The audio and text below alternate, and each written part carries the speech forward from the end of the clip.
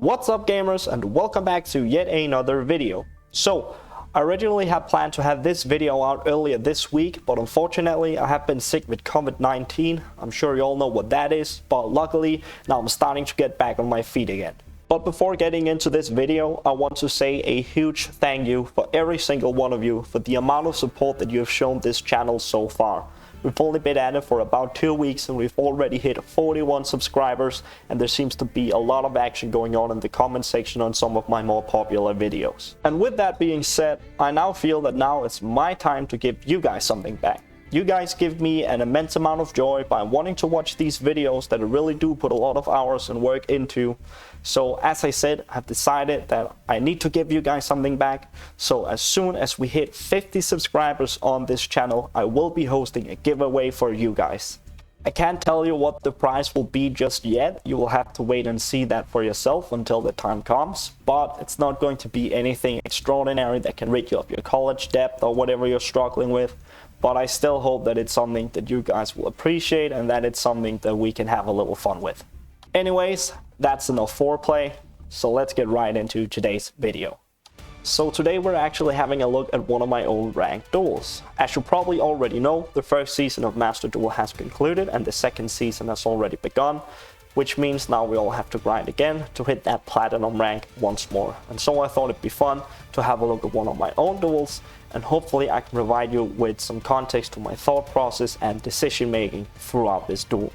So my starting hand here is actually pretty good, if I should say so myself.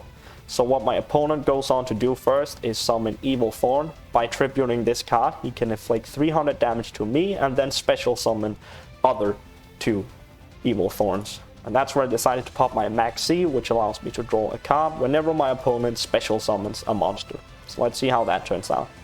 Summons 2 of those, I pull a Skullmeister, and he summons a Raspberry Jasmine, and then I pull an Ash Blossom.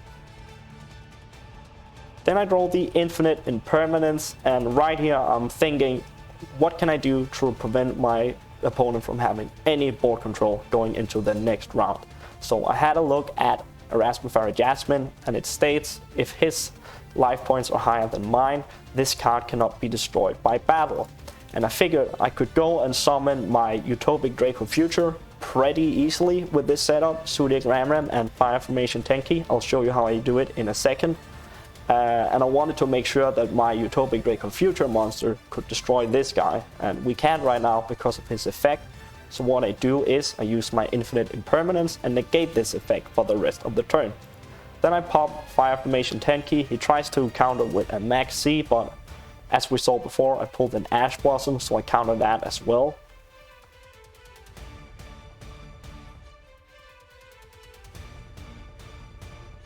I go on to draw my Thoroughblade, which I then summon in attack position, and then I discard Zoodiac Ramrat. Now I summon a Tiger Motor, and I just start the process of getting Utopic Draco Future on the field. So I go into Jargonine from Tiger Motor, use her effect, discard the Thoroughblade, and then resurrect my Ramrat. I then summon my Zoodiac Trident, use her effect to destroy the Ramrat, which we just resurrected, to activate her effect from the graveyard, which then allows us to resurrect our Jargonine. Now I have 2 Sis monsters that can serve as a tribute for my Utopic Future, and this guy is just a tribute for my Utopic Draco Future.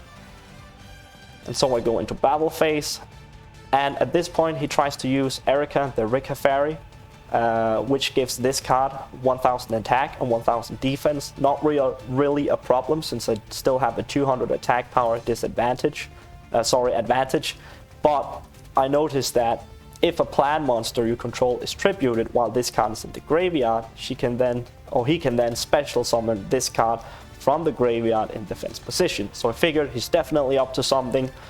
So I just let him go with it because I have my Skullmeister on hand. So no matter what, I can just negate the activation from the graveyard that he's going for here.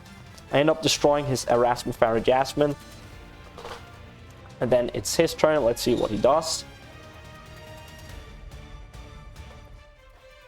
So he summons a Lone Fire Blossom. Once per turn, he can tribute one face-up plant monster on the field, like this guy, and special summon one plant monster from his deck.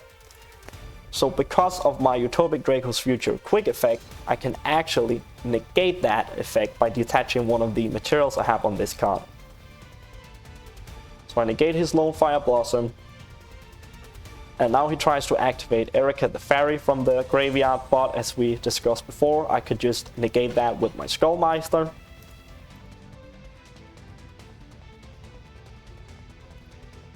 And now that his field is leveled, he only has one card left on his hand and one spell or trap card on the field. I negated all of his activations from the graveyard, and I was actually planning on just using my Cosmic Cyclone on this card and then go straight into summoning my AA Sky Thunder when it's my turn with the Zoodiac Ram.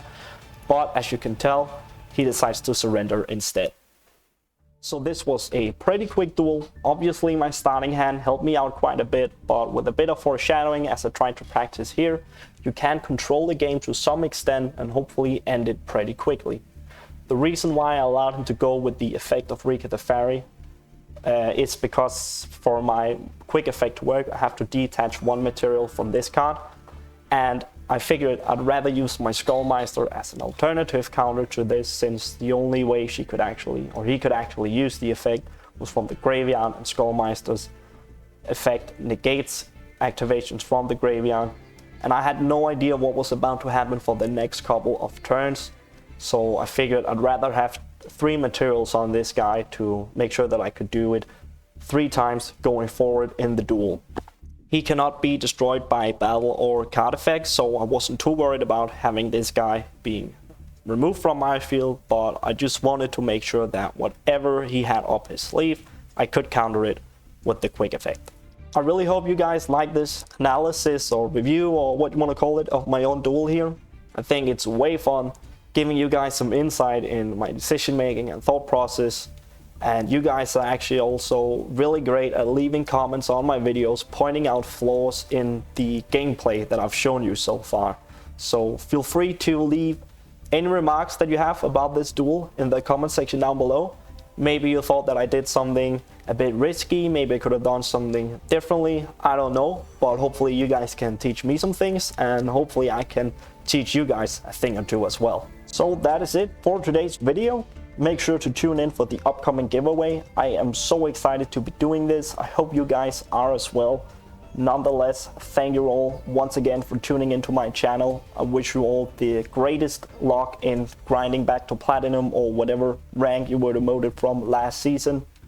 Just remember to believe in the heart of the cards. If you do that, you'll get there in no time, I promise you.